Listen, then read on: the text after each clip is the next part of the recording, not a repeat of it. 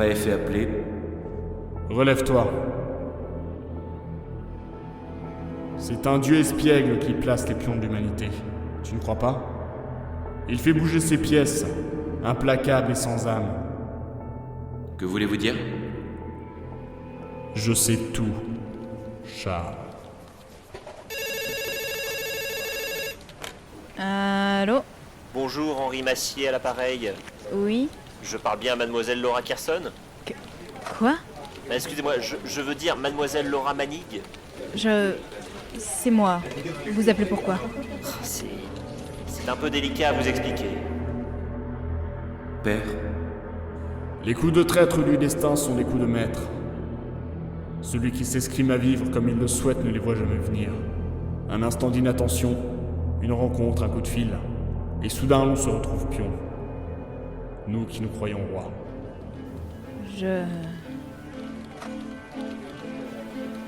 Excusez-moi, monsieur. J'ai besoin de réfléchir. Laura, Laura? Tu vas bien? écoute-moi. Oui. Oui, bien sûr. Tout va bien. On ne peut pas faire autrement, d'accord?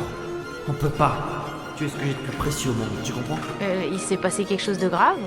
En quelque sorte. Alors quel qu'en soit le prix, quand il s'agit de toi, une seule chose importe. Non, papa! Survivre. Mon père est mort.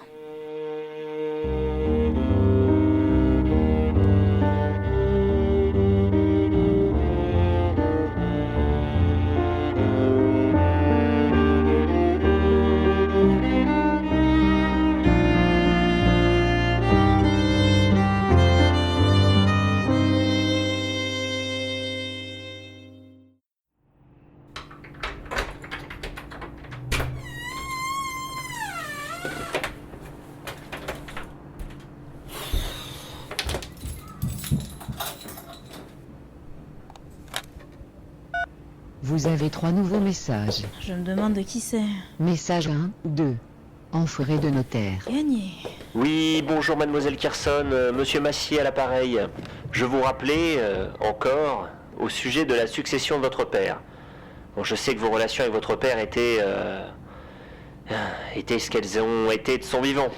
À vous de décider comment vos relations sont maintenant qu'il Mais bien sûr. n'est plus parmi nous. Je vous invite à me rappeler dès que possible afin que nous puissions fixer un rendez-vous. S'il vous plaît. Supprimé. Supprimé. Message suivant.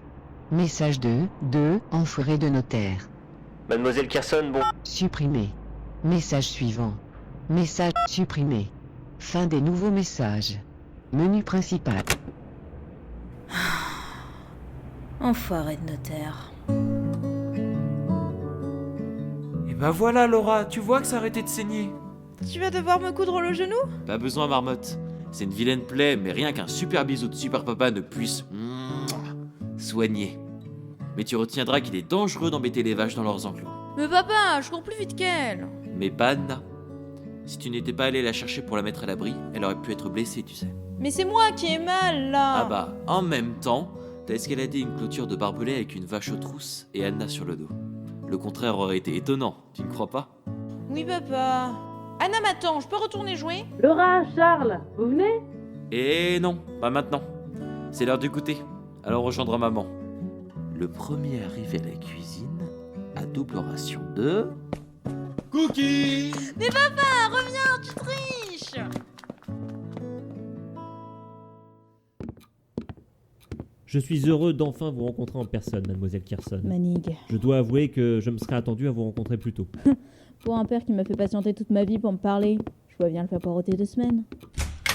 Pourquoi d'habitude vos clients supportent moins longtemps que moi, le régime 4 appels par jour? Pardonnez mon insistance. Appelez ça de l'harcèlement, et j'y réfléchirai. Certes, certes. Bon. Asseyez-vous, je vous prie, mademoiselle Kerson.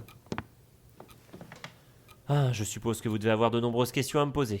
Bon, je ferai tout mon possible pour y répondre. Quand lui avez-vous parlé pour la dernière fois? Il y a 2 ans environ. Et avant ça, vous le voyez souvent?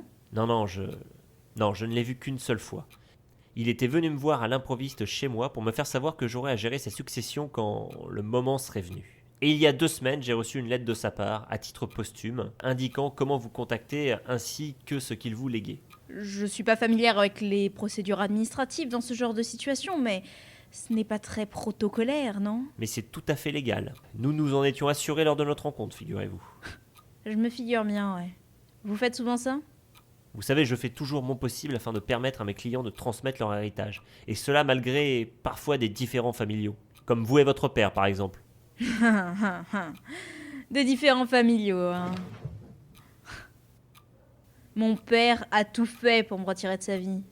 J'avais que 7 ans, bordel. Il m'a abandonné du jour au lendemain dans le putain de système adoptif français. Non, vous savez quoi? Même pas abandonné, il m'a... Effacé. Ouais. Effacé. La moindre trace qui existait de moi avait été effacée. J'avais un nouvel acte de naissance, de nouveaux papiers d'identité. Soudain, je n'étais plus Laura Kirson que vous avez de m'appeler, mais Laura Manning, sans mère, sans père, sans passé, et surtout sans avenir. Vous savez quoi? Si vous êtes là pour répondre à mes questions, on peut commencer par celle-là, peut-être. Pourquoi, il y a 17 ans, mon père m'a-t-il effacé? Je ne saurais pas vous répondre. Vous ne saurez pas me répondre. À vrai dire, Monsieur Kirson avait été très évasif quant aux raisons de votre situation. Tout ce qu'il m'a dit fut « Cette question, priez pour que vous n'ayez jamais la réponse. » Et ça vous a suffi, hein?